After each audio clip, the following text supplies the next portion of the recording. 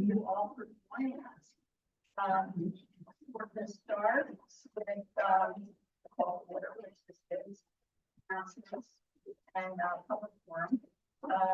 We're going to have a community day from our Ward 6 clerk, right, Chuckler Wood. And at 6:50, we're going to hear from our state representatives. 7 o'clock, we're going to have an update on seat plays from time. And actually, on our agenda,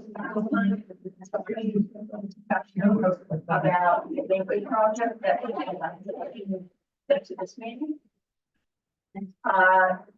We're going to have a Champlain update, followed by NPA Business.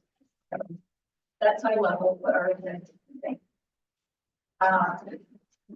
I'm Nancy Barnes, also with us is Mary also on the steering committee, and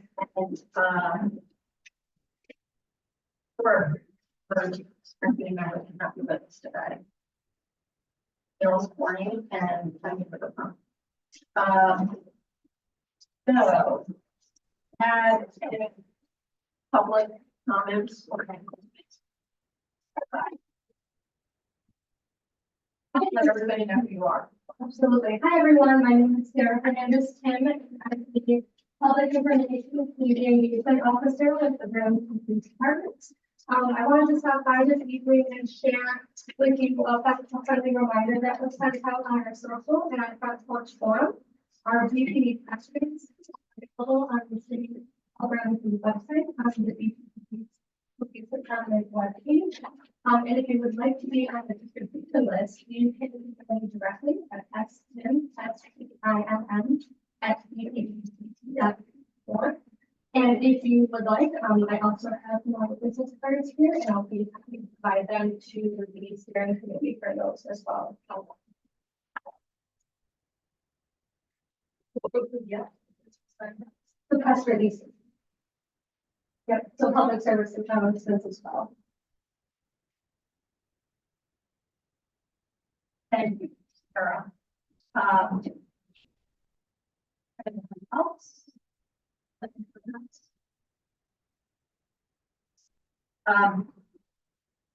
Yeah, the steering committee had an announcement. I want to make sure that everyone was aware that is in I don't know that it's a meeting, but the NPA has been informed by CECO that each of the NPAs are going to be classes and filters for cameras that we can distribute. I don't know about this. We can distribute throughout the board. And because our next meeting is like 4 days before the eclipse, as we talked about, time, make all the information and stuff available to those who are the next month. So we just wanted to give the heads up that the city is doing them and the guarantee on the agenda for this month. So maybe enjoy the eclipse and understand what's going on and what can get you feeling. Great. Thank you. Okay. So, right.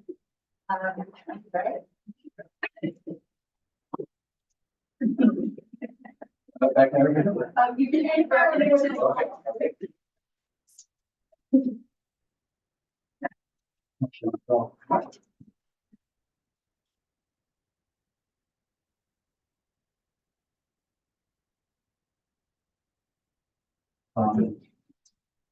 Oh, yeah, hi, I'm Larry Berlin, and I'm clerk of Ward 6. And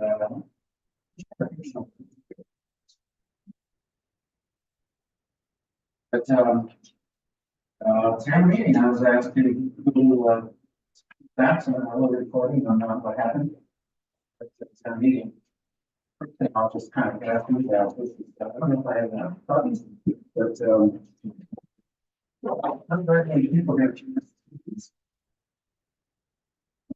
This is the copy of the state company tablet at the end of the night, and then it's what it will do the final calculations and report back to the city hall. And you can use it to figure out how the ranked choice voting works.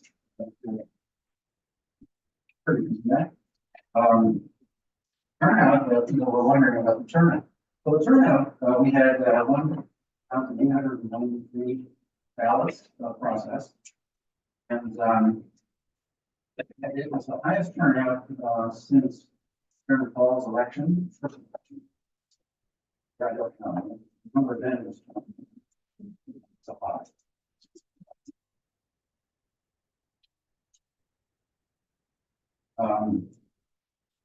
The other question I've been getting is what's new registrants? How many?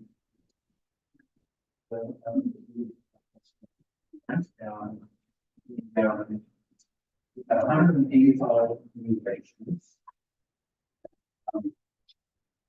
One person was working in polls with my wife, and she came on the deal with what happened as well. Well, that's pressure. I've already repeated 3 times.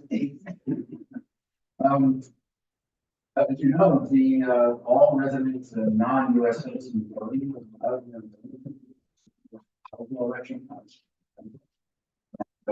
We had 10 non-citizens that voted in the election. There were 64 city hall.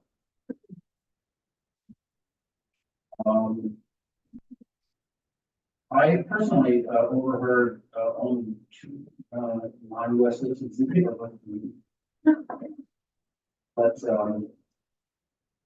I'm not sure if we did have one. I'll talk to I'll give you a little summary of some woman who came in, Jane Smith, from our executive convention behind, authored through the ballot. I'm not sure if she was a non-US citizen. So anyway,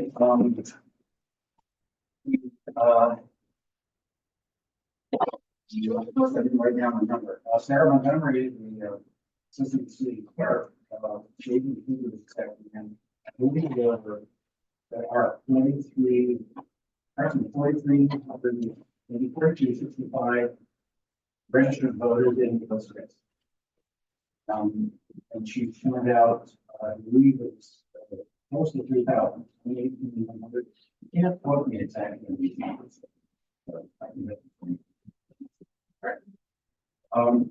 So we had a lot of votes.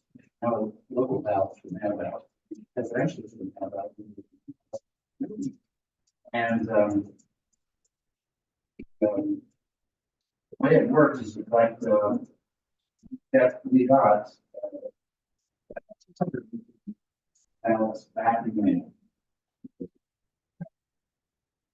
for like Friday, 2 weeks, last Friday and the Friday before that. Myself and the inspectors, Jane Smith,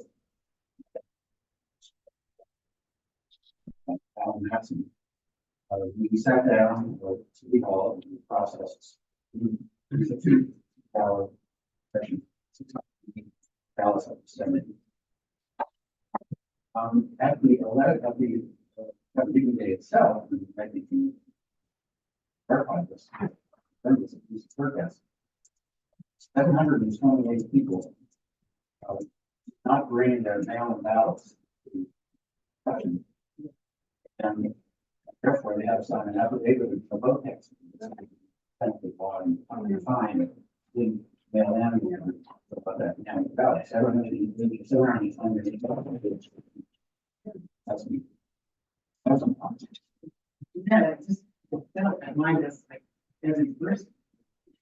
Still a large majority because it spreads out across 4 different people. Trying to be in the window yet. Wow. That's fact. And another question that asked me, so how does the redistricting influence the vote?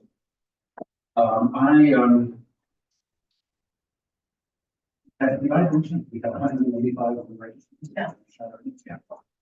And many of those were, young people. No, but I did a map here, and what I did was, and the top half of 6 orange line indicates borders the district of today as of Tuesday.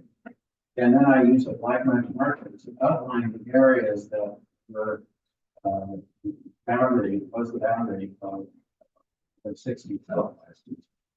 And then I put little stickers on whether we lost blocks or added.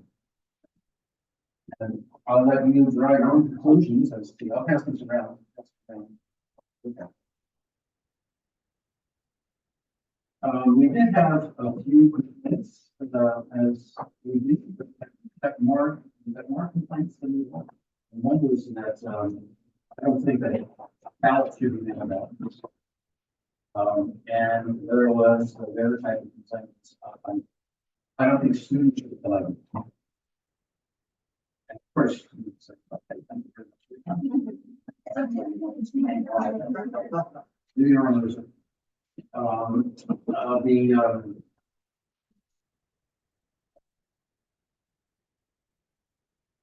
Yes, at least 2, but probably more. I think that folks we just turned 18. Will be 18 by presidential. And they were allowed to vote in the finals. 3 of those I saw, and we probably. Another event that I think would be really good, really nice, telling anecdote is the fact that I was floating around and sitting down very much.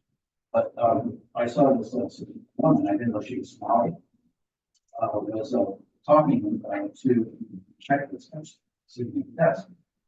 That was probably once I looked back and she was still there, and she's still there. And there's a line drawing behind, so I politely asked her, "Would you come inside and help me out?" And so whenever you guide this law, and whenever you guide someone to ballot, and the line we have to have elected officials from 2 different parties. So myself and James Evans sat down with her up to the side. We spent several minutes. First of all, we said we have some Somali ballot. That ballot translated ready. She's not. That's sort of making me think maybe she's illiterate. And then she asked about people trying, we said, we have people on the phone to translate. No. And very, slow and open. We finally were able to explain to her of the parallel race, all these people, and then the presidential ballot. So, read the names, exposed to the narrow. Another one. So we marked it down and we went for a break, and it must have taken 15 minutes to go to my ballot. So she said, yes. The questions, you read the questions, and we said, what the questions were. Interpret the questions, but you know, but we did the best we could. And she voted for something. And then, yes, all of them. So, I thought it was a very good thing that we were able to talk about something.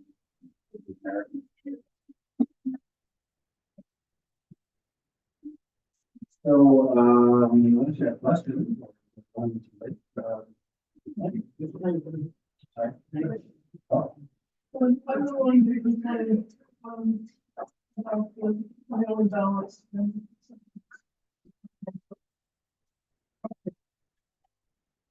Anyway, I just want to respond to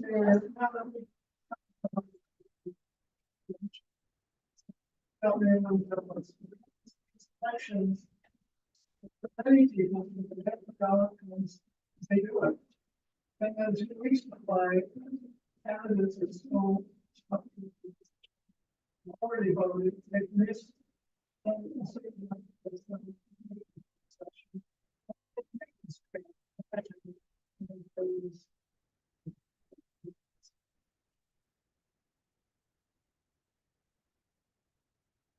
Well, I was just gonna add to that. That, most don't. Like you said, 700 tons of people out to it. So it was a conversation. You know,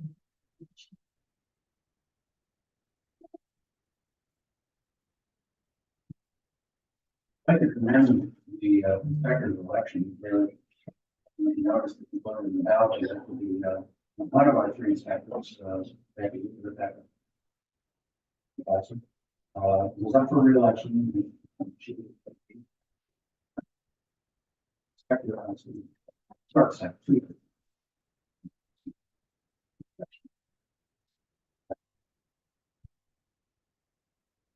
And I wanted to and their hard.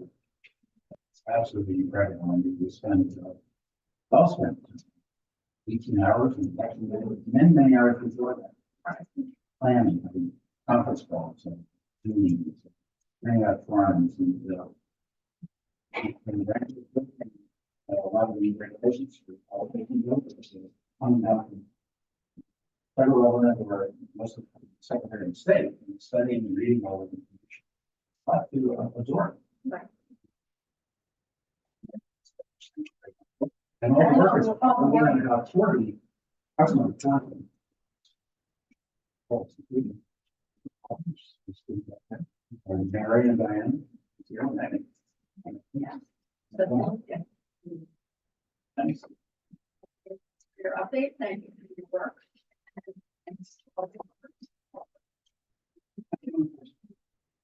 so, how many, ballots did you process? You said 600. roughly 700. So if you had 700 people come to your polling place on Tuesday, that would just burden to your staff. That's so many people. Or is it better for people to know their ballots and stress on their staff? Well, it certainly helps. It certainly helped the last couple elections. Well, the last election happened kind of even a year ago was the election. And we appreciate the fact that we spend time processing ballots. Honestly, I worked simply elections before that. And honestly, I cannot remember the 12 or not. One thing is that if you're a worker, sitting at a desk, you have 4-hour shifts, you put the checklist, you have 6-hour shifts. It's better if it's busy rather than strong. Long lines, I've never seen lines as long as we did, and that's even with the never ballot. Going either way, more balance or fewer balance, fraction. That's one more question. So, at the board polling place, found it very burdensome, the number of write-in ballots that we have. For instance, we have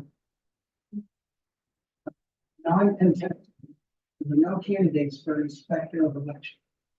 And in one of those, we got 52 write-in, 48 of which but people were just writing random. Right. Everyone had 104. We were just about, we got Max Tracy and Howard Dean. And so this becomes a burden. I would, or 3.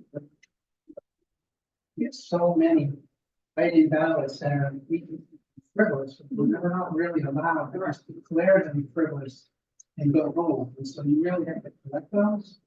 So that is certainly a burden for the Ward 3 election stuff. Well, I confirm those of them, just I confirmed with Sarah that there is a rule that the offices tested. Don't have to track the write-ins. Test the write-ins.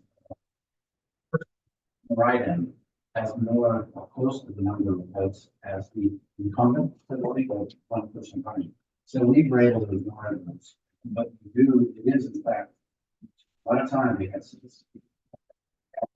folks sitting down at the table, going through all the ballots, all 1,390 ballots. The tabulator doesn't report some of the write-ins, all the ballots, even if the person writes in and doesn't put the all, she doesn't. We have to look through all the ballots and expect that. All the ballots, making sure that all the names that are written down on the list. And only one or two have two votes.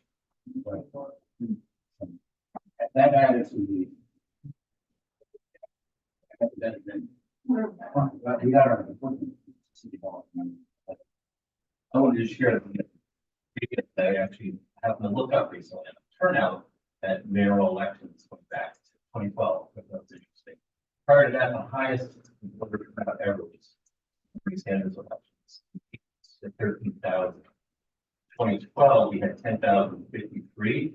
2015, less than 7,627. 2018, 12,064. So we're getting close to the 30.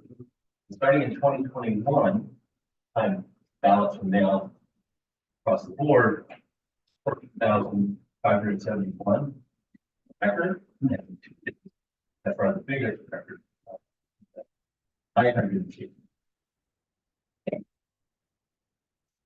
Yes, it's not just the two, it's actually causation of who mail ballots you actually get. Our board, I also saw a very big out there as working with previous person responding with people in. I saw a big difference and I still kind of understood if that's the district or not. Or was it turnout to which I think might be. So anyway, I never learned, but it was a lot of people who were using the resume names as their address so that they could put in this their election, and they wouldn't, many of us, they weren't sure they would do that for November election. So it was a very interesting thing. It was certainly refreshing for me to see all the young people. Well, the district can change that. Six.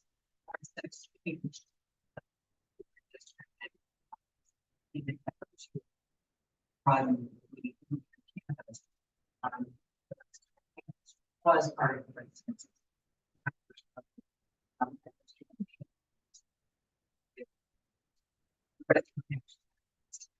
So with the background something was lost.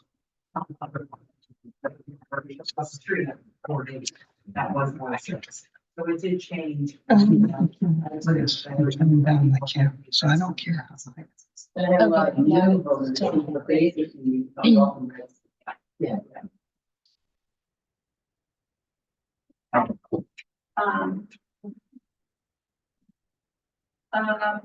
So do you have our representative? I'm here and Chip is online and Chip is gonna go first. Oh, okay.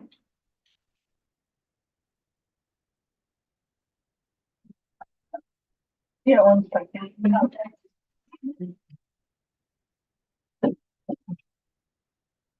Hi, everybody. I am sorry that I'm not there in person, but my 25-year-old kid is celebrating his birthday with us. And so I'm gonna get off so that we can all eat after my report, and I apologize for leaving early. So it's really hard to believe that we are halfway through the session. We have a lot to do before we close. And Gabrielle and I will be sending something out that talks about a number of different things and in greater detail. But you know, we thought it was be important to try to say a few things about issues that you have told us are really important to you. And about the budget. I'm always going to start with the budget because kind of that's where the rubber hits the road in terms of what we can end up doing. And first, the budget adjustment. Last time I talked to you, we were still in the midst of debating it. The conference committee voted it out. We passed it in the House and the Senate. And it's nothing dramatic in that bill. It's really covering basic essential needs related to flood relief and mitigation, both for the state match, but also to cover municipal match and municipal needs that FEMA won't cover, and extending emergency shelter to folks that are currently housed in motels throughout the state through June 30th, and to support state workforce needs. And, you know, the budget process is right now in high gear, and it's really shaped by three different realities. First, as I think I might have mentioned at the last one, we don't have a lot of federal funding to rely on this year for the first year in 4. And we have had over the last several years, $8 billion to work with a state budget. And this year we have, $2 billion less. Second, we're trying to help neighboring towns cope with flood damage that is going to be very expensive for them. Through tax abatements and through continued assistance as it makes itself visible. And then, because of what we committed to flood relief in the budget adjustment, we start the budget process with a $15 million hole. I think what's really one thing that's important to share with you all is that the governor's budget doesn't really reflect the cost of doing the work that we expect state government to do. When you look under the hood, we find a number of ways in which the state has, in which state agency budgets are reveal really underfunded departments that are particularly fragile. And that underfunding has helped feed court backlogs, IT systems at the Agency of Human Services that are so outdated, they prevent us from applying for federal money that could help supplant some of the general fund money that we use to pay for services for families. And and how that's reflected is in using vacancy savings in different departments to balance a department's budget. So and maybe some of the vacancies really are positions that don't need to be filled, but a lot of them do. And they're vacancies that were created during the pandemic and have stayed with us for quite a period of, since, because recruiting at state government has been very, very difficult. I just heard a figure that a full 40% of people who are hired in state government leave within the first year. So the retention rate is really, really problematic. And another way that it's, this is evident is that budgeting, we found in some budgets that a program was budgeted for 6 months only. When we asked about it, they said that they would be coming back to us with in the budget adjustment period for the rest of the funding. Well, that's not a good way to budget. It doesn't tell us what the full expense of the program is. And so to fill the budget hole and to meet any additional needs, we are scraping we're looking for any unspent ARPA money that is not committed and can be repurposed to meet a different need. We are looking at carry forward funding that isn't reflected in any of the documents that we typically get when we look at the budget process, to see if there is some money that will carry forward yet again into the next year, so that we know it's there. House Ways and Means is also exploring, because the needs are so great in a number of areas, the possibility of raising new revenue. And I think some of that was reported in the in Digger and in the New York Times and Wall Street Journal as well. So that is a marginal tax on incomes above 500K. And given the way in which that committee has been absorbed by the education issues, the education funding issues, I don't know that it will leave their committee, but they've got a couple of weeks and we'll see. That would reduce some of the pressures on the budget. I want to talk about a few things that are moving, that seem to reflect at least the interest of constituents who've emailed me and who've filled out our little questionnaire in the fall about priority issues. First, housing. Act 250 reform continues, and which I think, what we will end up passing will be helpful. It will not solve the housing issue, as Brian knows all too well. And I will, in Front Porch Forums, send out a link to a document that I think is really instructive, that Champlain Housing Trust put out. That is they did a presentation, put together really all of the known needs, and worked with different providers to identify what is it we're shooting for, because we've invested a lot in housing, and what will it cost, and how many units do we need? And it was a kind of a first stab at this. But that 10-year look makes it very clear that we will need to develop additional funding to do the kind of work to meet the housing needs, the full range of housing needs that have been identified. In healthcare, the health committee is going to pass, I think, the first major affordability legislation, that it won't change anything, but it will basically commission a fiscal analysis of the cost of expanding Medicare in a number of different ways. Medicaid, sorry, and reimburse providers at a more competitive rate than they're currently paid. We are poised to pass S18, which would ban the sale of flavored tobacco and e-cigarettes.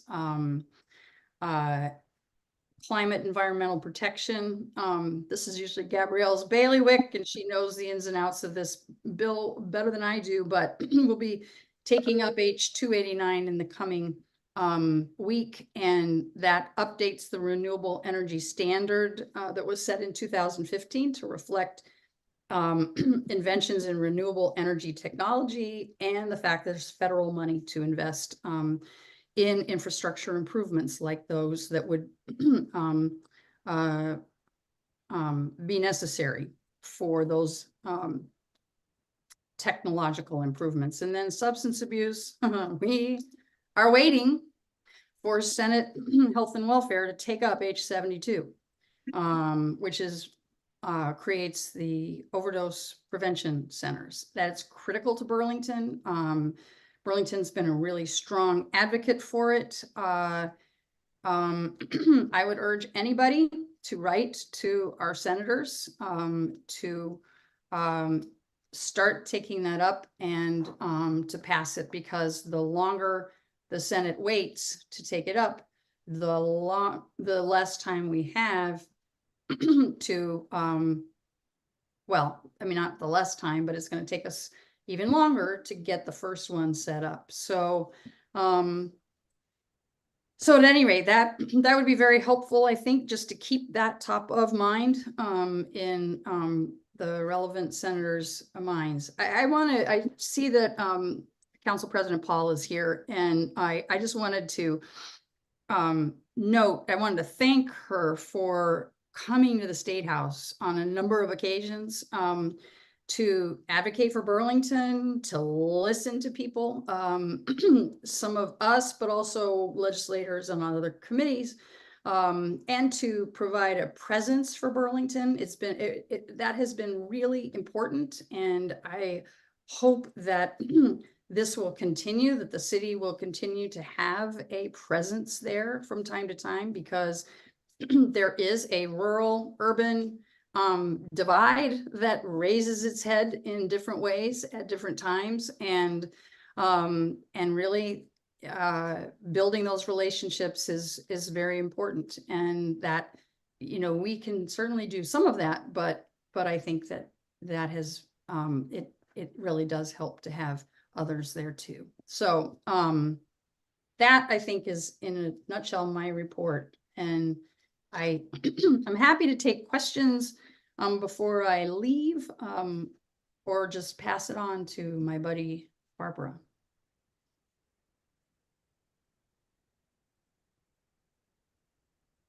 I must have bored you all to tears. I'm sorry. I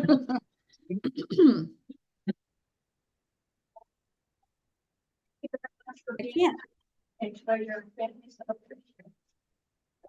I can't hear. This is everything is kind of, it's been very difficult to hear people speak. If somebody does have a question, then maybe you could talk directly into the microphone and I'd be able to hear it better.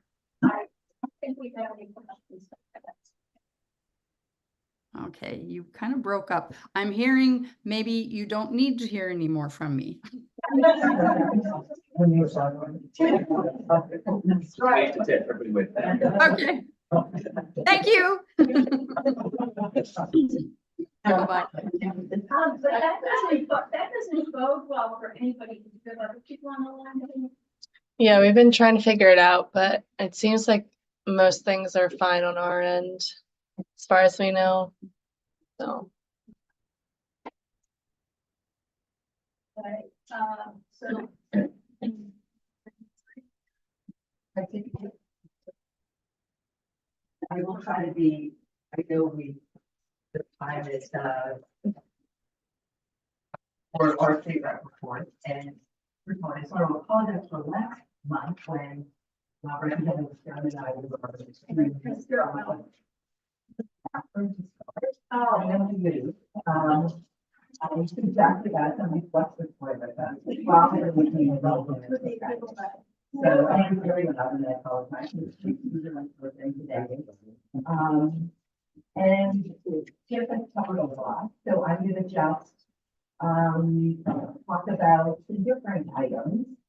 One item that I want to, the one item that Representative Lynn talked about was writing senators about some things. And I would say to add to that, it would be a great idea to contact the governor as well, because the governor has made that he does not support. So, you know, we will need to observe and that the evidence is there that really important way to help advise or override the issue. So I think to Representative, is there a specific call that we should be? H72. So I sit on the House Judiciary, and I know that I have heard a lot from our communities, had a lot of witnesses from Burlington, crime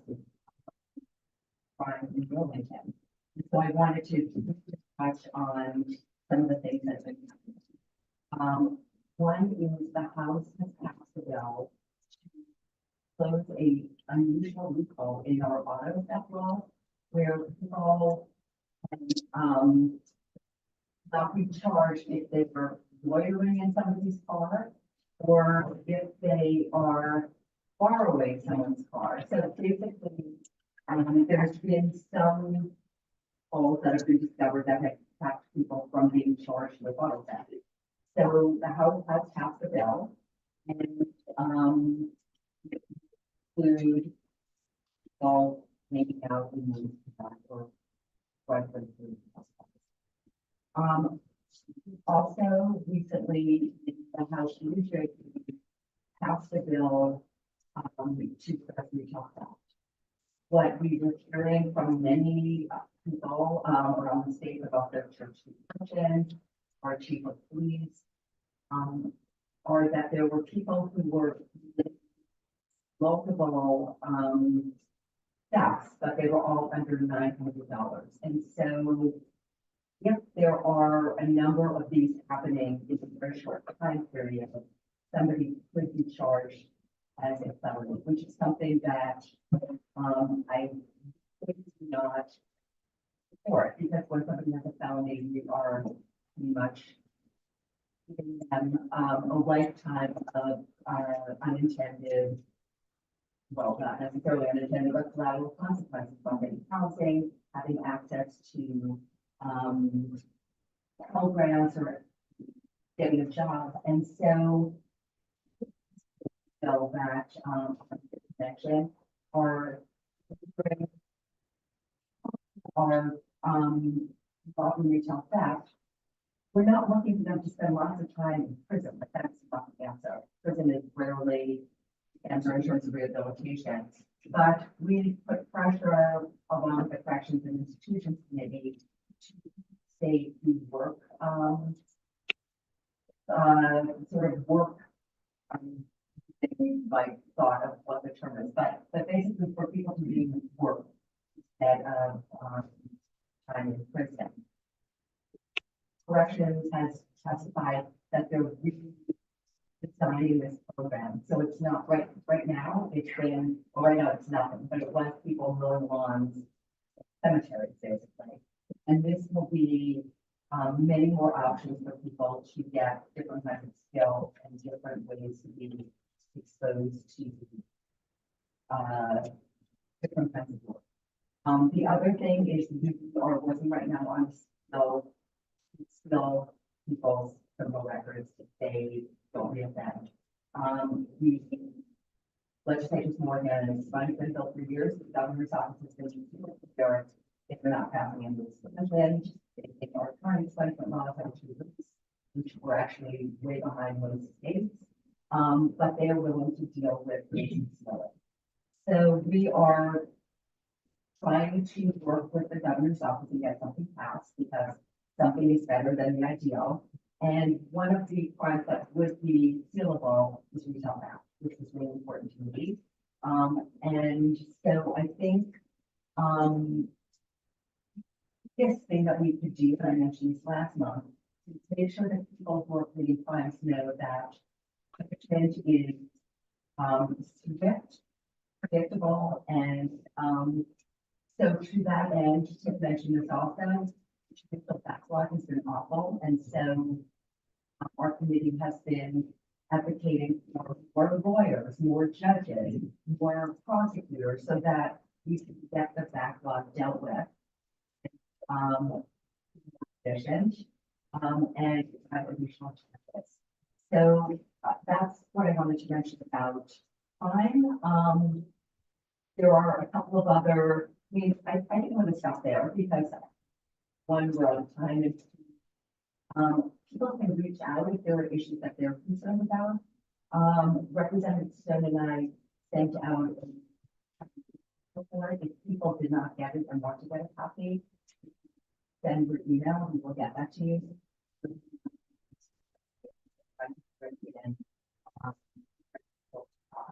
One of the people that were thinking of some of the private services, there's a lot of information. And I frequently find that they don't know what's available. So one of the things I think is important is letting constituents know what is available right now and sure people people aren't convinced to get to that. So. People shouting for a meeting and I want to echo what Chip said. It is awesome having our city councilor there weekly. They brought his studies in because easy, people do not want Burlington or I don't get it, I do not understand. Anyway, so it's been an amazing ambassador.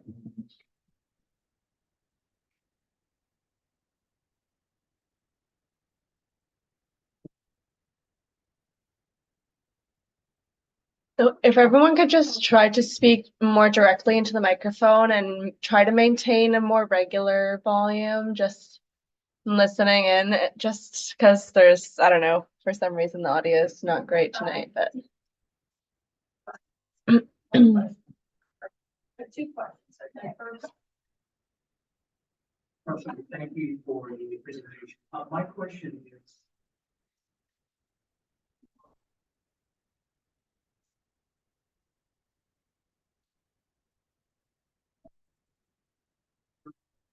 My concern.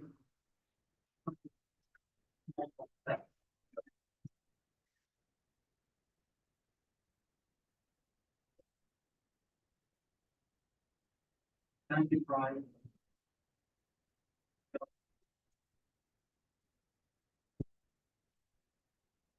I know. Not aware of that.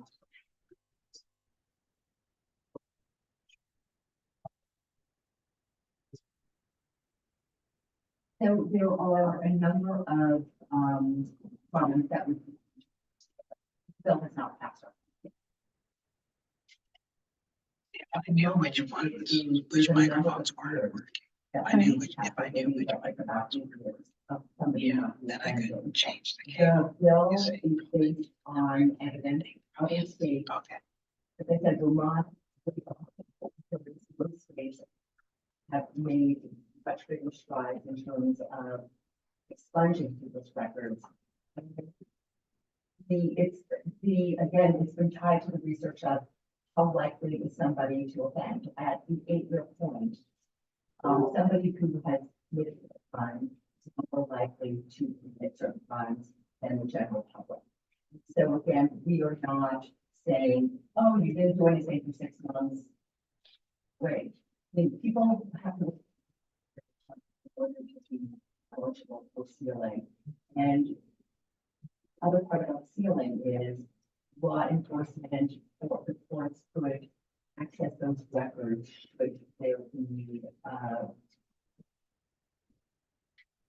an appropriate legal reason to do so. But we're not sealing records or recommending sealing records of people who have committed sexual assault crimes or other kinds of violent crimes.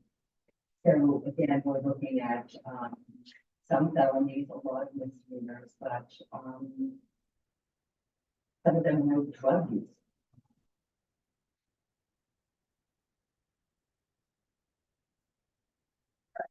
Yeah, I'm going to ask a two-part question, which I know would require a lot of responsible. All I need to know is tell me where I'm finding it. One is that I know that retail theft on shoplifting, so to speak. Owners, the people in the store, they're not allowed to invest. Touch them, I suppose they can take their picture, whatever. So that raises the question, well, how are these people going to be identified and eventually arrested and charged? The second is will community service help folks who are stealing from retail locations? In other words, what portions of these are feeding their drug or have stealing to be able to sell things to get money for drugs? How many people are stealing because they need food? How many are stealing just because they like to steal? That kind of thing. What are the statistics, the data on the demographics, so to speak, of a retail thief? So what I can do is I can send the information in terms of some of the testimony that we received. we spent a lot of time also looking at restorative justice centers, and one of the great things that they do is they also connect people to services. So if somebody's coming in, we were hearing from some of the merchants, like people can do work in order to pay back, to make restitution, but it's also connecting people to other services. And we definitely heard from both providers as well as people who have served time about what was helpful and what wasn't helpful. And again, I think there's people, are like, let's get tough on crime, but we know that, what some people think is tough on crime actually makes our communities less safe. And so, our chair, and many of us are like really committed to looking at the research, the evidence, and not just. So I'll send you my contact information. Thank you. You can send things back to me. Thank you. Great. Okay. Thank you. Thank you. All right, Brian and Dave, thank you for being here. Thank you for having us. I'll just make a few comments and then Dave will give the update since it's Dave's project day in and day out. Brian Pine, the Director of the Community and Economic Development Office. Our role as the city on this project is to really ensure that the public improvements that will result from the tax increment financing are completed as planned, and to ensure that those public improvements are managed in such a way that the cost of those improvements are entirely covered by the added tax revenue from the project. And so that's the whole premise of tax increment financing. If you probably dial it back to the beginning of this conversation regarding redevelopment of this property, it's 10 years ago. Most of the discussions that took place over that period sort of culminated with a vote in November of 2016. Slight majority of Burlington said, let's do this TIF investment. And there was a zoning change on the ballot at the same time, which also passed by similar margin.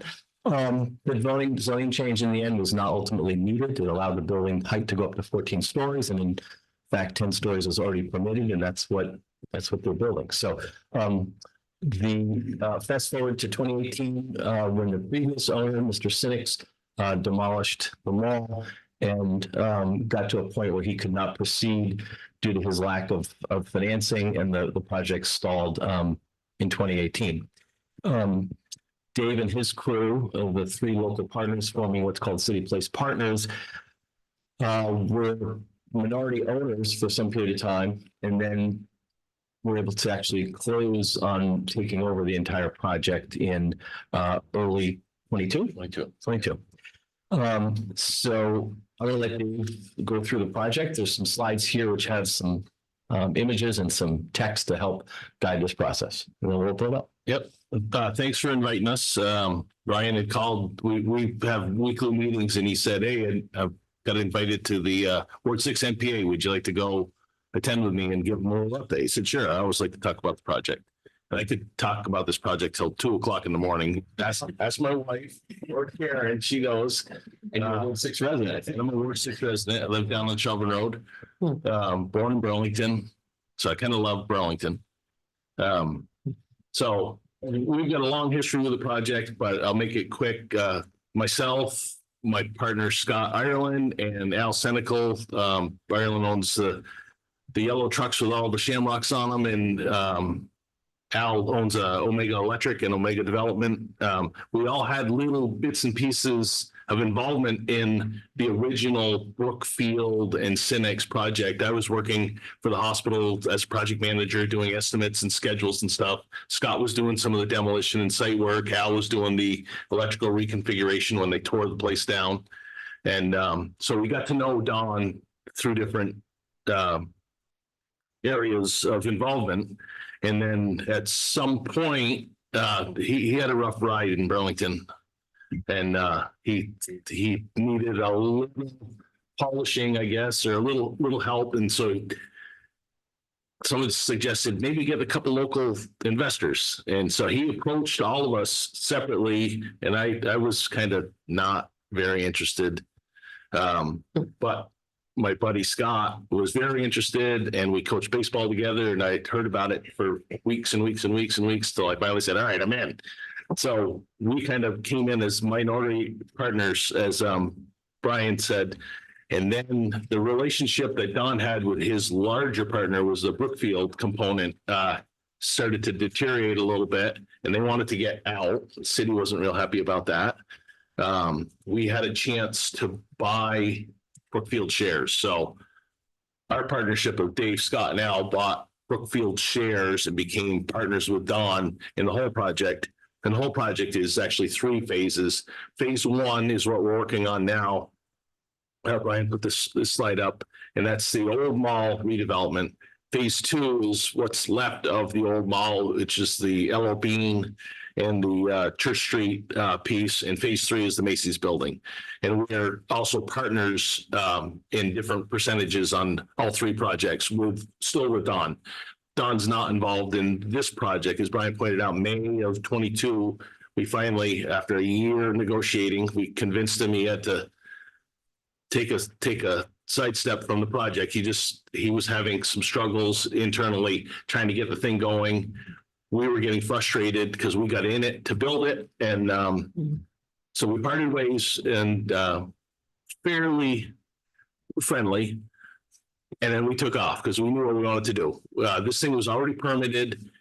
We're building almost exactly what was permitted. The outside of it is what went through the whole design review and all that. And so we re-engaged the architects, all the engineers, got everybody back on board. We broke ground November of that year, 2022, worked that winter, got all the foundations in. We got a foundation permit from the city that November. Got the south building foundation done, started on the north building, and we still weren't sure which way the project was going to go. If we were going to build half the north building, which was the original plan, and then build the second half of the north building, and then finish with the south. And we kind of flipped the whole thing on its head and decided we're going to take on the smaller building first, mostly to prove to ourselves that we could get it done, I think. So we started on fitting that up about July of last year. The steel showed up. We got the steel put up. You guys can see it now. It's framed in, cladded in, roofs on it. Real soon, we're going to be starting some masonry down at the lower levels, starting on the siding above. Windows will be here late April. The whole project we're hoping to have done early first quarter of 2025. Midway through our journey of getting the building built, we realized we needed some help with this. It's a big project, and we had a lot of other developers that were kind of poking at us saying we'd like to get involved, but we found they were looking for a very uneven partnership, and we've been through one of those already, and we said no, we're going to keep control of this. A lot of people wanted to come in and like take over the whole project, and we just decided that's not what the project needed. It had already gone through a couple of lives like that, and so we want to keep local control of it. But in the end, we did partner up with a group. Our fourth partner is now the Jury Hotel Management Group, and they had a little bit of history with Burlington in that they had bought the YMCA building like on the third sale, and everybody was trying to get that thing redeveloped as something. They were looking at it as a hotel. But they heard about our project through our common lawyer, and he kind of put us together and said, you should really talk to these guys. They're good guys. They kind of think like you. So we started discussing them coming into our project, and they were going to roll out of their project. And that's what ended up happening. They sold their project to their lawyer, Bruce Baker, who is now redeveloping the Y as a housing project. And they joined us in the entire project at City Place. And we got a lot of questions about why the hotel? We thought this was all housing, and we've answered this question 1,000 times. It's what we needed to do to make the thing happen. It didn't work, given from when we started off in 2020, it looked like it was going to work. And then we hit the COVID and high interest rates and loss of labor and huge material price increases. And the thing just didn't work.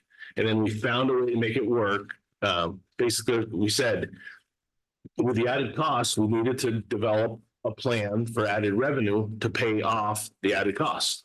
And that worked out well by introducing a hotel component to each of the buildings, fairly small portions of it. So yeah, there's a picture of that's where we're at with the south building right now. It's going to be retail all the way around the ground floor, just like it was originally planned for.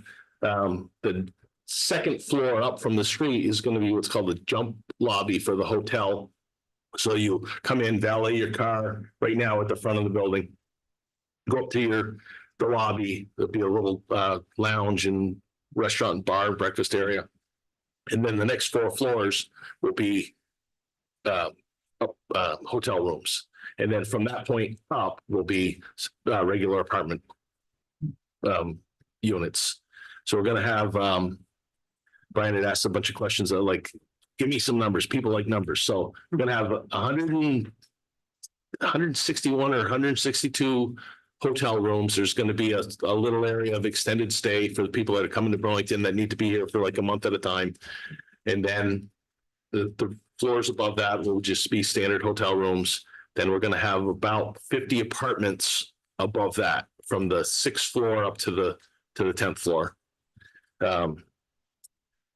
So like I said, this building is going to get wrapped up first quarter of 2025. We're feeling real good about the schedule. And then the balance of the project, which is even bigger, the next part is actually about 3/4 of the whole thing, which is red building, runs up the new St. Paul, down Cherry, turns the corner at the high school and goes down Pine Street to the south. There's going to be 300 units in this. There's going to be another small hotel in one wing of it. We're contemplating some level of student housing. We haven't really nailed that down, but that would be we're thinking on the St. Paul Street side on the first 3 floors above the retail. And then the rest of the place will be apartments. We'll have our inclusionary zoning required apartments. We'll have some workforce housing apartments. We'll have market rate housing and the retail and the hotel in this building. And we're scheduled now to be completed summer of 2026. Originally, with the TIF agreement and the development agreement, we were supposed to be done towards the fall of 2025. But we recently asked for a little bit of an extension, and they got approved at the city council a couple of weeks ago, along with some of the zoning changes and an adjustment to the schedule. So we're hoping that summer of 2026, both streets will be open to traffic again, and the project will be closed out. This is a picture of the north building. We have started on the foundation. Steel is scheduled to arrive around end of July, early August. And this is a big U-shaped building that runs up St. Paul, the new St. Paul, all the way down Cherry, back down Pine. And in between this and the south building, we call it the donut hole. We don't call it the pit anymore. It's the donut hole. In the donut hole is going to be a 3-story parking garage that'll have 1 level below grade, 1 level accessible off both St. Paul Street and Pine Street, an entrance that you can come in on either side, and then 1 level above grade, and then a roof is on it, and then a green roof, which is covered with vegetation to catch rainwater and help stop the flow into the storm water for the city. There's a lot of neat things on the lines of that. We've got 3 tanks. You can't see them in this picture, but there's 3 humongous tanks. One's 50,000 gallons, one's 80,000, and one's 125,000 gallons that catches every drop of rainwater that hits the roof. And it's a dedicated roof drain that takes it to the storage tank and holds it there until the storm's over. And Brian calls and says, okay, you can let it go. We've got a switch, right? Yeah, it's on my phone. There's a big valve and it stores all the rainwater. So we're not contributing to the inundation that happens every time we have those big July storms. We just keep it on site until the city's gotten through their kind of crisis. And that's a really good thing. Our development agreement called for this to be all electric. It's a LEED rated project. It's gonna be LEED Gold, which has certain standards for insulation and energy efficiency. There's triple glazed windows. The walls are this thick, full of insulation. So it's gonna be an affordable building for everybody that lives in it. Easy to heat and cool. I think that's about it. Are all the things you're saying about the north building true of the south building? Yeah. Yeah, so everything you just said about LEED Gold. Yeah, the whole Energy efficiency. sections affordable of housing too? sections of green roofs throughout wherever they could put them. There was some percentage of roofing. I forget if it was 10% or whatever that had to be green, and then everything's captured into the stormwater system. There's going to be solar on both roofs. And the inclusionary housing is also a percentage of the south building? No, we're going to be building that in the north building. So there won't, in the first phase, there won't be additional affordable housing? Correct. And so that would be like a 2-year period then before the actual affordable housing Yeah, comes it'll up. be done beginning of 2025, and then everything will come online summer 2026. So that's when the affordable housing would be, Yep. 2026. We're talking 2 years. Yeah. Just long time. Know what the retail tenants will be, or when will We you? haven't signed any leases yet. There's been a lot of interest, a lot of local interest, and we're really focusing. That's who we want to invite in first and talk. Restaurants, some local shops. There's some national shops that are in Burlington that may want to move there, but we'd love to just fill it up with our people. Local. Yep. Ask a question as well. Thanks, Nancy. Follow up to that. If there's some retail industrial locations that are closing, or some businesses that are closing down, do you anticipate kind of robust interest in those spaces? So far, I mean, we haven't marketed it yet because it's still under construction. We're thinking, by summertime, we're going to start talking to tenants in more detail. But there's been a lot of interest in it, and it's going to be a good demographic of people. There's going to be, when we're all done, I think we've said there could be 600, 700 people living just in this block. Yeah. People need to go out and buy socks and buy, batteries and Band-Aids and all that stuff. So we're hoping to have a good mix. And, back in the 50s in this particular block, this block happened to be a lot of heavy on the churches. St. Paul's Church was there. Within 2 or 3 blocks of this area, there was like 6 mom and pop stores, corner stores.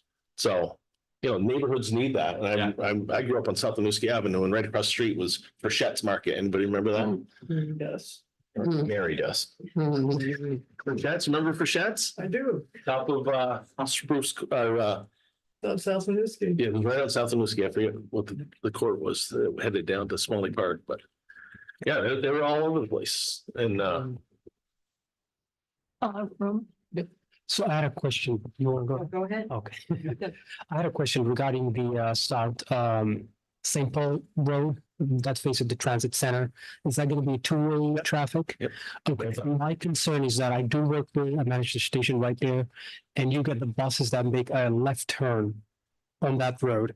So if you have a traffic that is coming in, I'm worried that people might be driving too fast, almost crashing into the transit center. Lights at each signal intersection. But because it's such a not a huge space for the vehicles to come through, and we have, buses that always move there a lot. So my concern is, could when you guys were planning ahead, do you guys think of having foot traffic rather than having a vehicle go through there? It's not such a huge space. We didn't design the roads. That was a city obligation, and they hired oodles of engineers, traffic studies, and civil engineers. And Okay. They studied it quite well. They want me to be able to determine about traffic flow and times of day and the frequency of when the buses are going in which direction. I think all of that is in the consideration for how to handle that. So we have a lot of the time people who just come through and like driving, I don't know, 30 miles an hour through our bus station, and they just make a left quickly and let's just run through. So my only concern is that people that are on St. Paul Street, because the direct transit center is basically almost like straight ahead, that they could just zoom through and come into the transit center. Point well taken. Yeah. Did you have something? Yeah, but I don't know, Greg, you had your hand raised if you want to go ahead. Sure. Probably. Okay, all right. So I just wanted to say that, first I wanted to mention is, Megan, you brought up the issue about affordable. And I just wanted to make sure that, first of all, the second amendment to the amended and restated development agreement, which we fortunately call ARDA, as opposed to having to say all of that about 18 times over, will pass the council unanimously, which I think is it says a lot about the council wanting to move this project forward. There were concerns about whether or not this would be the fact that we were going to be adding hotels. Was that going to be a concern? And I think universally, councilors understood that this is a multi-generational transformational project for the downtown, and we can't. Sometimes things have to change in order for us to be able to finish a project. And we know the hotel space is in demand in Burlington, and just try to make a hotel reservation in downtown Burlington, and you'll also know when you realize what the cost is, that there is definitely a need for that. But the other thing also is that, not to get too into the weeds, but in the ARDA, and I don't remember exactly how it's worded, Brian, you would remember that if for any reason the north building for any reason is not built, those affordable units are going in the south building. Yeah. There's a provision that if it's delayed or if it's not going to happen, that it doesn't get built. But right. If the world came to the end and it didn't get built, the affordable component would be met in the south building. Yeah, so, My point is that I haven't seen spreadsheets, obviously, but that the affordable housing was postponed in order to help finance the entire project, in order to phase it, in other words. It's going to be in that phase so that the more expensive housing could be built first in order to help finance the rest of the project. I mean, that's what it looks like, am I right? That's kind of how it flows.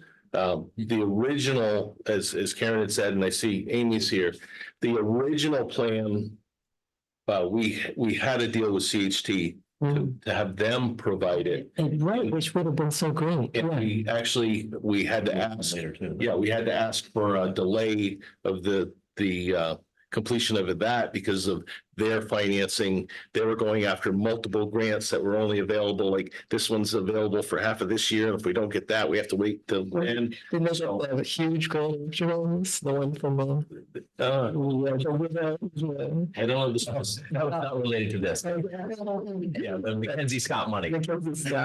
Appeared to be the saving, But anyway, the CJ didn't work out as part of the first phase. No, but there's actually actually a happy ending, so to speak, to that as well. And that is the additional number of units. Amy, you'll be able to speak to this probably certainly better, is that this is actually a win-win for affordable housing because that housing is being built. It is being built at Cambrian Rise. So, you know, I think this is not a loss of affordable housing. This is a gain for affordable housing. We doubled the unit. Yeah, it is. So, you know, I mean, again, those are the issues that are in the weeds. I think that was part of the reason why it passed the council unanimously, because it's not only a win for City Place, it's not only a win for Cambrian Rise, it's a win for affordable housing in the city of Burlington.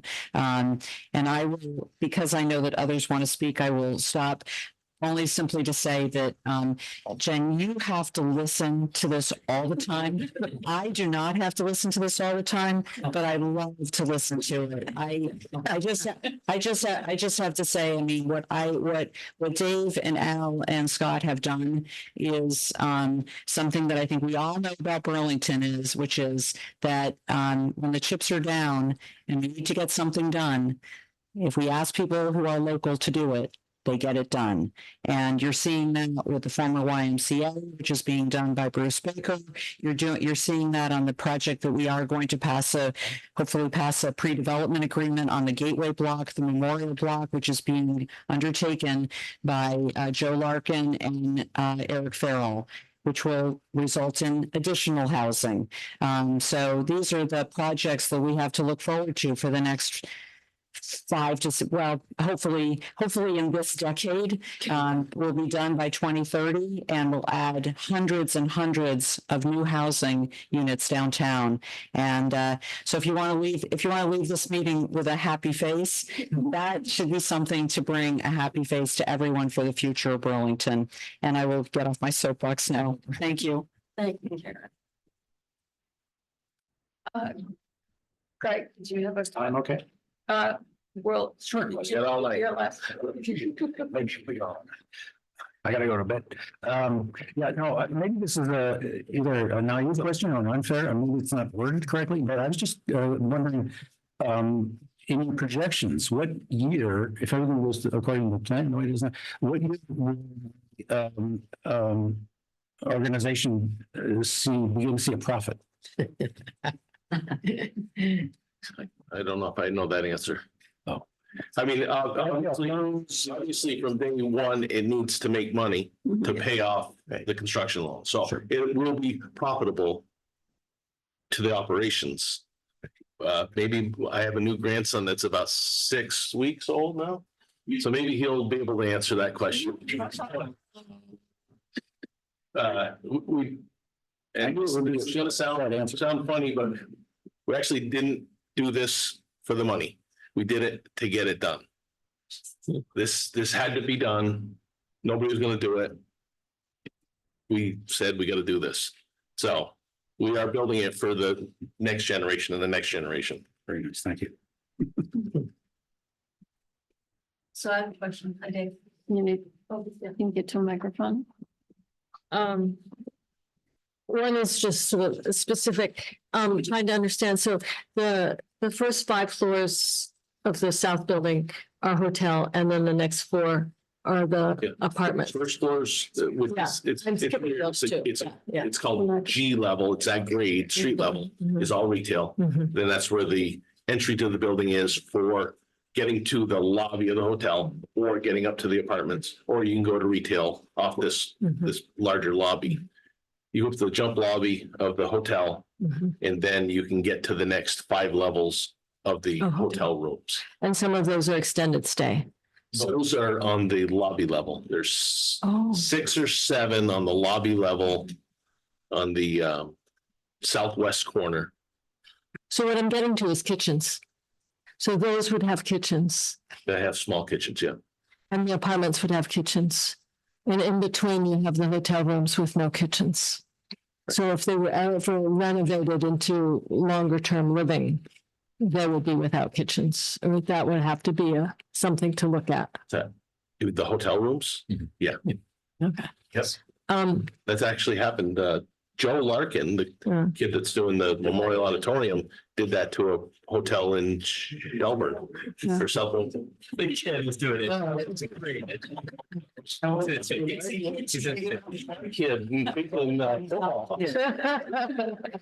met him today down there, so he's a kid to me. He's a good kid though. Yeah, so he converted, I don't know which one it was, you know? On Shelburne Road? Yeah. He's a grown up. One of the suites? Yeah, the suites. Yeah, one of the suites properties. So he can really watch. I'm just thinking down the future. So I mean, it's always convertible. Yep. Oh, yeah. The plumbing's right there. Yeah. You could throw in a 6 foot, 8 foot kitchen on this particular layout. There's the rooms are like 13 feet wide and there's a entry area, closet area, bathroom. You could always put a kitchen on the back side of the wet wall of the bathroom. And then, so looking past all of, so South Building, North Building, then we have the LL Bean Church Street Building, and then we have Macy's.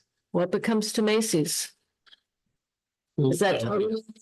It's totally in the air. It's busy right here. Busy right. Oh, yeah. Okay, so, and the LL Bean building stays, leaves? We're not super privy to Don's plans on that. He doesn't share. He's the majority owner of that. Okay, of only that or also of Macy's? Macy's as well. Macy's as well. So we're Okay. 30% owners of the mall building and almost 40% of the Macy's building. It's just how the numbers shook out. But And how is he at what percentage of the north-south buildings? zero. Zero, okay. Yeah. All right. That's why we're building it. Yes. Mentioned the addition to the grand list. Oh, yeah, one of those slides, it did point out, and this is a really conservative estimate, just met over this for a couple hours today with the city assessor. The first building is estimated to be a value of about 40 million. That's the south building. And at a very conservative estimate for the north building, it's another 60. So we're estimating at least 100 million added to the grand list.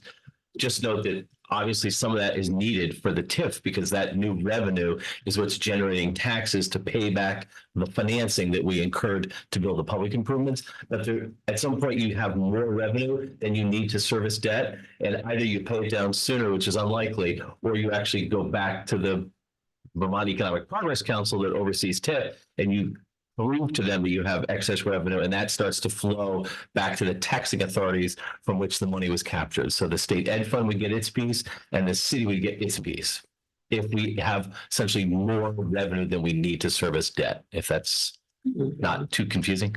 Yeah. And that doesn't Nice include way. meals tax. What was that? Doesn't touch rooms and meals. Rooms and meals estimates are significant. We haven't, have you run rooms and meals estimates? I don't think we've run them.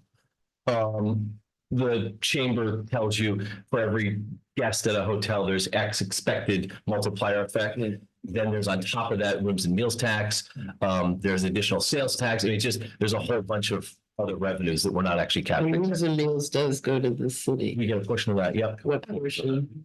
And what is the grant? The state, I'm sorry, we get a portion, 2%, I believe, of the 9 that you pay, roughly. I'm thinking my number's pretty close. State gets 7, we get, there's a work for 11, and Burlington gets 2. Yeah. So. Brian, if you could just say that what the grand list. Grand list is the tax, that's the list of taxable property. It's how we generate the money to pay for our schools and our city services. Yeah. What's Well, the percentage?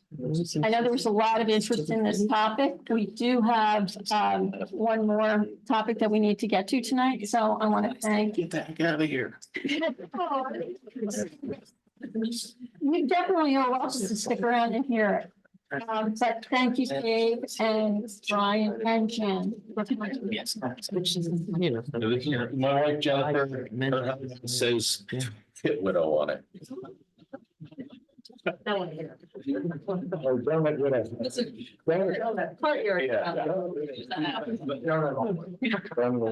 We put the tag on the hat before it came up with the donut. Thank you very much. So our next topic is an update on the Champlain Inn.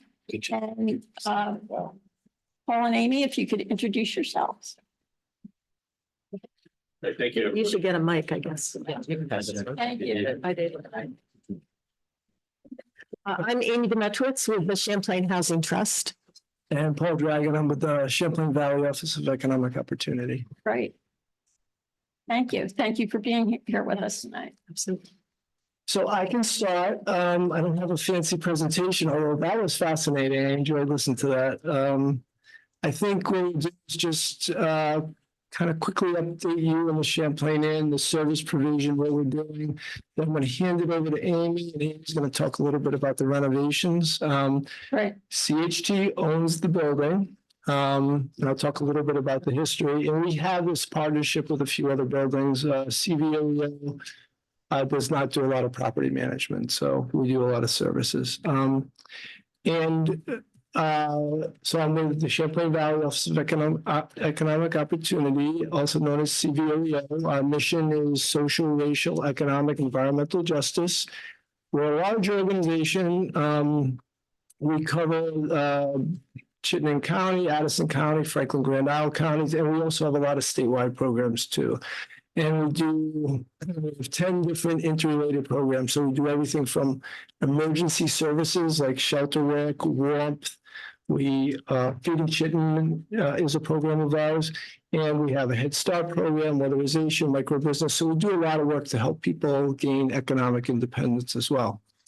So in the summer, we were approached to we were told that the previous owner of the Champlain Inn, the shelter, could no longer operate it. So the state and the city were looking for some nonprofits to potentially take it over.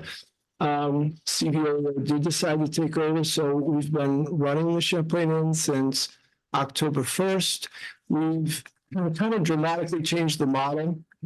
With the previous owners, people had to leave during the day and then line up back at night. It's now a 24/7 model. We've increased the staffing. So we have 3 shifts, 2 or 3 people on every single shift. It is still a low value shelter. So people can come and go. And what we tell people is that's your room. And we work really actively to get them placed into permanent housing, but as we talked about today, there's not a lot of affordable housing, so that is somewhat of a barrier. We have a lot of services on site. We do tenant 101 classes. We do financial counseling. We have CHT, Community Health Center of Burlington doing a medical clinic there. So we're trying to bring a lot of services on site. We have hot meals there every day delivered from our Feeding Chittenden program. And we are moving thoughtfully towards an occupancy that is not a mass congregate shelter, but is more of a single occupancy, or in some cases, because the rooms there are so big, a double occupancy and maybe even a triple. But we're thoughtfully matching people together.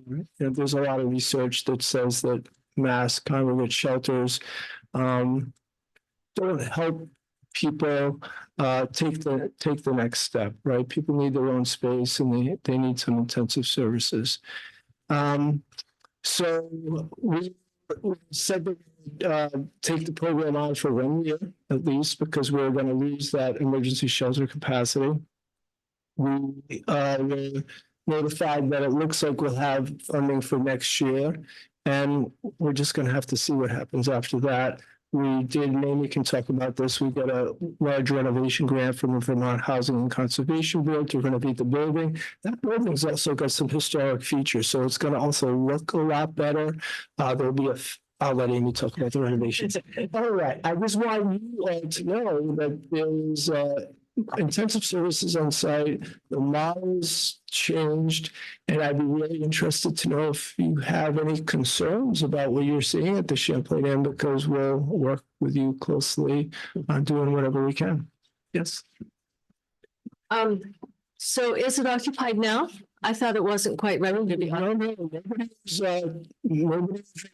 it's totally occupied. We have 26 permanent residents, and then we opened up a rooming shelter there too, just for the winter through April 15th. So we have another 12 people there. So right now there are 38 people staying there. So the 26, they're month to month, day to day? Yeah, everybody comes in, they have a housing plan. What we tell them is you can stay as long as you need to, you have to be working on your housing plan. And we have these levels that people have to work through. A lot of people come there, they don't even have IDs or identification. They don't have anything. Some have, other extremely high needs that we have to work through. So they can stay as long as they want, but our housing advocates know they have to work really intensively with them to try to get them onto the next step, and that's permanent housing. So do they apply to get in there? I mean, with the pods, you have to apply and there's a long list. Yeah, so they right now they go through we are prioritizing people who are living unsheltered on the street. So everybody there has been unsheltered and living on the street. We also brought in people from the last owner that we again didn't displace. Everybody goes on to, and this is probably getting too much into the weeds, but a coordinated entry list. That's how we house people all through the state, but in Chittenden County, and they get prioritized and ranked based on their vulnerability. And so families, veterans, people with disabilities get a higher priority. So that's why they're waiting. A lot of them are waiting because there isn't the right match in the right housing. I don't know if that answered your question. Yeah, I guess that's it. Yeah. I'll listen to Amy. Okay, yeah. Mary, did you have a question first? So, yeah, because we live in one neighborhood. I don't see people at the bus stop anymore than they used to. So something's happened with that building. It's been, I have to leave. Yeah. That's what I'm after. It's what's happened in the way which is run, which is so different than it used to be. Yeah. Well, again, before people would have to leave very early in the morning, and they'd have to come back in the evening. You probably saw long lines there. You also probably saw an exodus in the morning where people were wondering where to go. And people have to take their things with them. When you flip that model and you create 24/7 and tell people they've got their own rooms, and then you work really closely with them, provide meals on site. People, you're not gonna see people congregating and having to wait to get back into their room in the evening or have a mass exodus in the morning. So It's great. yeah, Responding. yeah, no, yeah. I'm glad it's worked out. Sorry, I was wondering, so if somebody has been there for about 20 some odd months and they haven't found a place to move on to, do you guys give additional months for them to stay, or what's the step? We can't right now. It doesn't make any sense to us. If people are working on a plan, that's all we ask for, and we're not going to discharge anybody for working on a plan because then we're just going to put them back out into homelessness. So it's a real value shelter. It's based on behavior, so we don't allow violence or things of that nature. People will have to leave, but we do. We engage people constantly. People have been pretty severely traumatized. Homelessness is traumatizing, so we work really closely with them and try to create a sense of community there. We have community meals, but there is no discharge for people as long as they are working. If they completely refuse to work over months and months at a time, to not have a housing plan, then we would talk about discharge. But otherwise, we're just adding to the right. Just real quick regarding the pairing process as roommates, like people. I've seen in the past, folks that go through the transit center sharing their story about people whom they've been paired with, who either stole their stuff from them or who've been a bad influence, where people bring in drugs into their rooms and so on and so forth. What are you guys doing to have people, the right people, hopefully pair with them? Yeah. This way, there's any toxic roommate next to them, or pretty much more problem than it was before. Yeah, it's a great question, and we took over the Somalian House in St. Albans for the same reason. The organization before could do it, and we shifted to single resident occupancies. So for the most part, people will have their own room, and that's important because of trying to pair people together and what can happen, particularly in mass shelter settings. The other thing is we're seeing a lot more people who are transitioning or LGBTQ+, and they don't, a person who's trans does not have to now pick between a male dorm and a female dorm. They can get their own room. We work with people to identify. Some people do feel more comfortable with another person in the room. So we interview them both just to make sure there's no potential domestic violence or anything like that, or power or oppression or anything like that. And we do our best to kind of pair them that way. There's no magic to it. But at St. Albans, we went to single rooms only, except for couples. And the rooms here are so big, and we're going to be talking about partitioning some of them, but we are leaving some open for people who self-identify as wanting to be together, and we feel like it's a safe room to be in. So I can talk a little bit about the plans for renovations there. We're really happy to be partnering with CVOEO again on managing the building, so the physical building and not the program. The building's pretty tired. It's old. It was built in phases and not built particularly well. So there's a lot of renovations that are needed. I think kind of starting from the outside and what people will notice. Right now, there's a construction fence around the outside. We're gonna replace that with a permanent vinyl solid fence that provides sort of a courtyard for people and a little more privacy from the street. It's been a little bit of a fishbowl there, and so we wanted to create more privacy. Also, that helps to increase security, because then there's one access into the building. The way that building is right now and has been operated, you can walk in any place, right? So having that fence around a courtyard, folks have to kind of enter in one way, which is really helpful. Also, the Green Mountain Transportation is planning a bus shelter right out front. So you'll see that coming in as well. We will be installing a sprinkler. The building does not have a sprinkler. It doesn't need it by code, but it felt really important to us for safety to install a sprinkler. So we'll be doing that. There are major electrical upgrades needed. Plumbing, there's constant plumbing leaks. So we're going to be upgrading all of the plumbing, installing heat pumps. So it'll become an all electric building to provide even cooling as well as heating. Cooling seems to be becoming more and more of a necessity, really. So we'll be doing that. We're going to be upgrading all of the fencing around the site. So if anyone lives like in the back, we're going to be making improvements to that fencing. We got a grant actually through the city for that work. We'll be changing out the finishes, flooring, paint, that kind of stuff. And then there's a single family home that's up on the street, and that's where folks are having some congregate dinners. That's where food service is done, but it's not accessible. So we'll be installing a lift to make that building accessible. All this work is going to get started within the next couple of weeks, and we're kind of waiting to have a little bit warmer season so that we can do some shifting of people, because it's going to be a hard building to do occupied rehab in. So we will have to reduce the census to some extent to accommodate the construction, and that'll be at least a 6-month project. This has probably already been answered. Microphone. But for a shelter like this one, is there drug testing, or how do you handle the question of drug trafficking and use? Yeah. So everybody comes in, there's a guest welcome packet.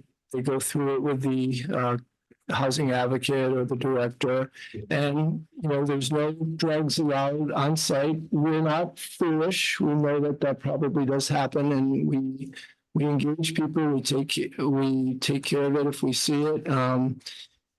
We do not do any drug testing, so we are a no-barrier shelter. We take pets. A lot of people who are experiencing homelessness have dogs, so there's dogs on site, and we just keep engaging people and working with people. We do have needle drop boxes in different places. We'll do periodic checks, and Amy was referencing the fence and the single portal. We will periodically check people's bags. Again, we're very clear, no weapons, no drugs. People can come intoxicated. Again, it's based on behavior, and we'll take care of that and make sure they're safe.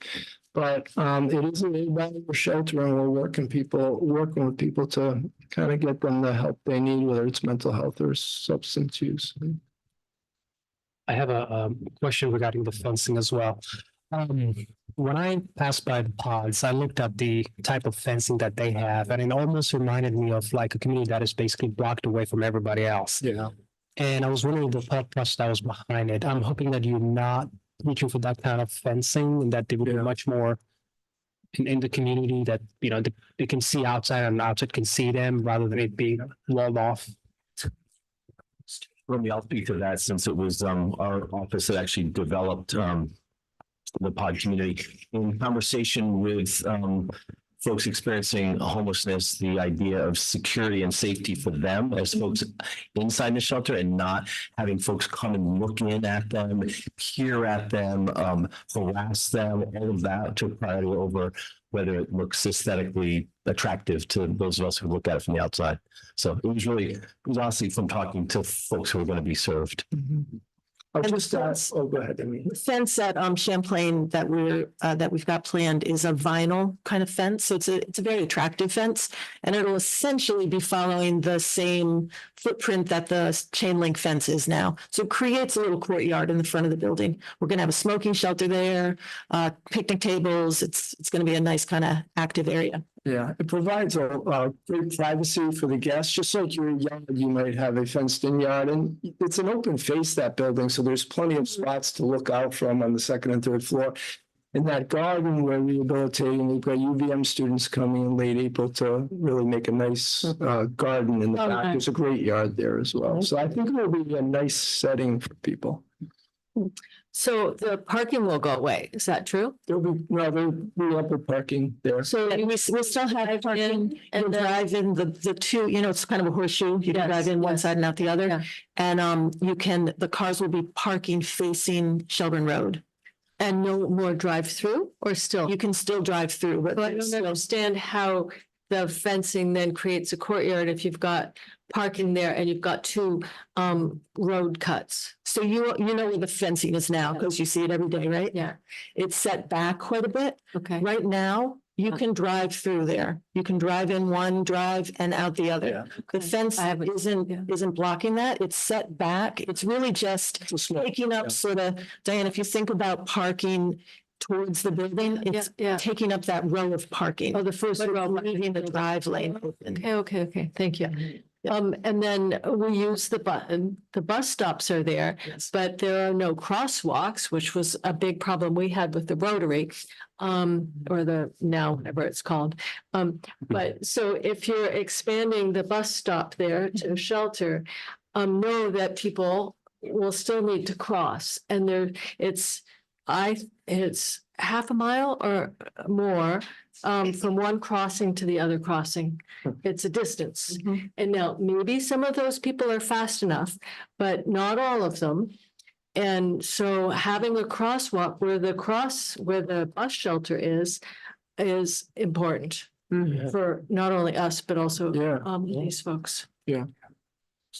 It's a really good point, and we should look at it. I know that generally you don't want to have a crosswalk in the middle of such a long. I know we were told by Chapin that we couldn't have it, but the bus is here and you stop, and then there's the one there, and then they took out the one across the street, and then there's one there, and then there's a crosswalk all the way down by Kinney Drugs and the school.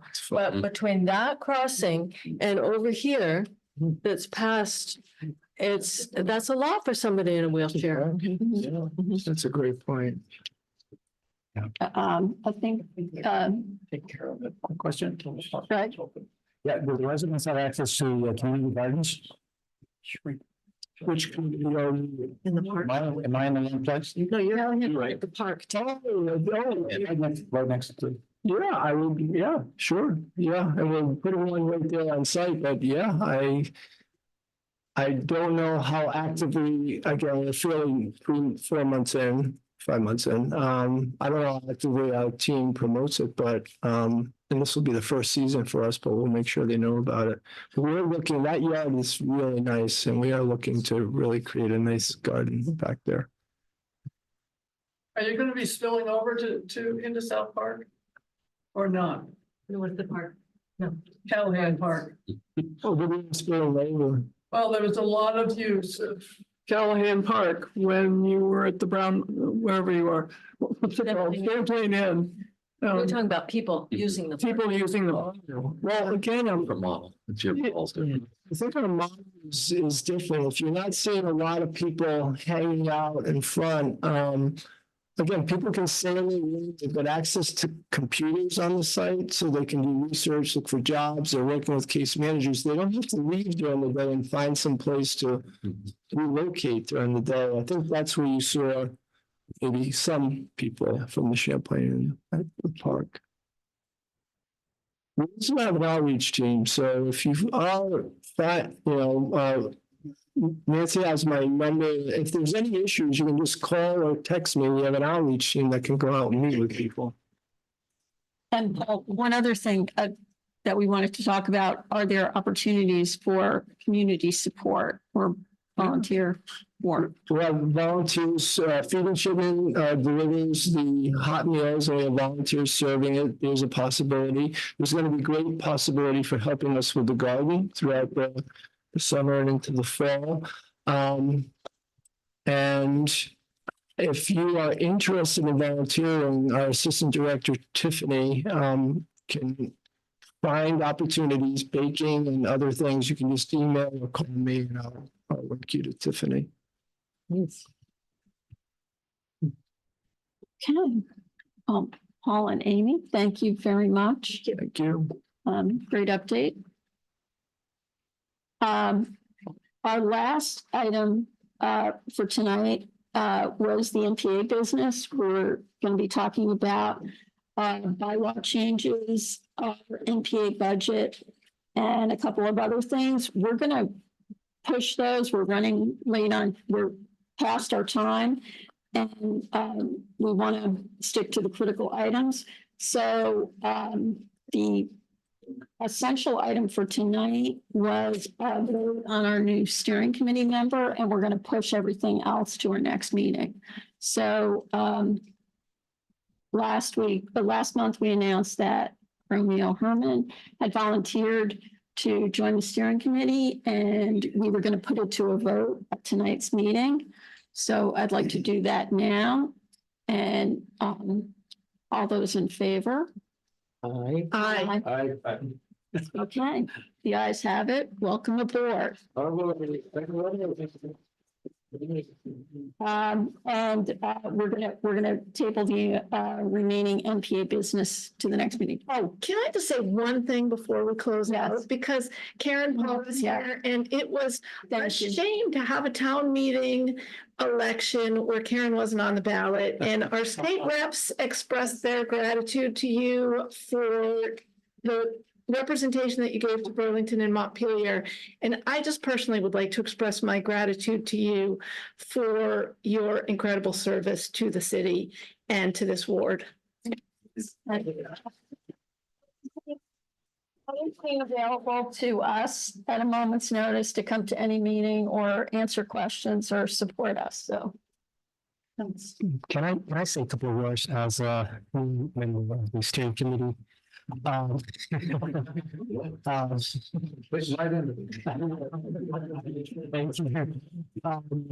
just want to say that for the first time since I've met Karen, she's been an incredible, amazing person. And she's been very guiding because I was new to town and I wanted to find out more about public service. And she was the first person that I wanted to go to and speak to. And thank you so much for everything that you've done in the seat and for me as well. Well, thanks. Thank you. It was funny, I think Greg said this before you came in, Karen, that he was giving us some metrics about voter turnout. And he said the previous high for voter turnout was the first Karen Paul. Yes. That was Brian that said that was a very, very high voter turnout year. In a very, very close race. I won by 51 votes. Wow. Yeah, it was a very. Who's your phone? Never mind. A 14-year incumbent. Oh, so I see.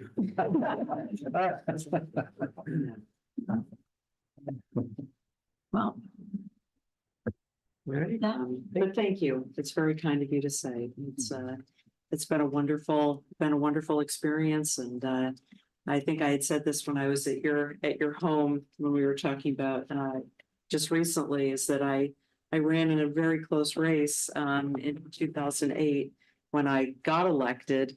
And, people said to me when it got to 2010, well, you got to run at least once more because you ran in such a close race. And I thought, well, okay, yeah, I guess that makes sense. You don't really get a chance to do a whole lot in just 2 years. And, I never thought when I ran in 2010 that I would run in 2012 and then so on and so forth up until this past year. But it has been, for me, I grew up in Burlington, and so for me, this is like serving in my own backyard. And my father was on the predecessor to the city council, which was the Board of Aldermen. So I grew up watching, as a small child, watching my father go to City Hall on Monday nights. It was Monday nights. It's always been Monday nights. And, I remember as a little kid, watching my father do that and wondering, first of all, what's City Hall? Right. And secondly, where are you going? And, he always said, I'm just going to do my part to make to do my part for Burlington. So that's how I always took it. And, maybe I'll be lucky. I have 3 children. Maybe once upon a time we'll do it. But it's been a great opportunity, and I'm eternally grateful to the citizens of Ward 6 and the voters who have repeatedly chosen to reelect me. So thank you. Thank you very much. Thank you. Okay. To adjourn. Yes.